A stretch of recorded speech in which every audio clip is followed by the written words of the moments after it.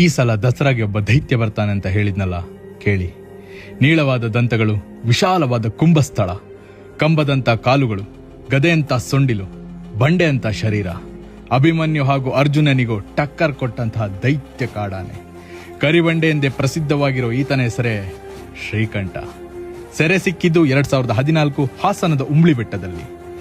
ತೂಕ 5540 ಕೆಜಿ ಇರೋ ಇವನನ್ನ ಮೈಸೂರಿನ 26ನೇ ಮಹಾರಾಜರಾದ ಶ್ರೀಕಂಠದತ್ತ ನರಸಿಂಹರಾಜ ಒಡೆಯರ್ರವರ ನೆನಪಿಗಾಗಿ ಈತನ ಹೆಸರನ್ನ ಶ್ರೀಕಂಠ ಎಂದು ನಾಮಕರಣ ಮಾಡಲಾಗಿದೆ. ಈ ಬಾರಿ ಸುಗ್ರೀವ ತೂಕದಲ್ಲಿ 1ನೇ ಸ್ಥಾನದಲ್ಲಿದ್ದರೆ 2ನೇ ಸ್ಥಾನದಲ್ಲಿ ಇರೋದೇ ಶ್ರೀಕಂಠ. ಹೆಚ್ಚೇನಲ್ಲ, ಕೇವಲ 5 ಕೆಜಿಗಳ ಅಂತರ ಅಷ್ಟೇ. ಇದೇ ಮೊದಲ ಬಾರಿಗೆ ದಸರಾಗೆ ಆಗಮಿಸಿರುವ ಶ್ರೀಕಂಠನಿಗೆ ಈಗ 56 ವರ್ಷ.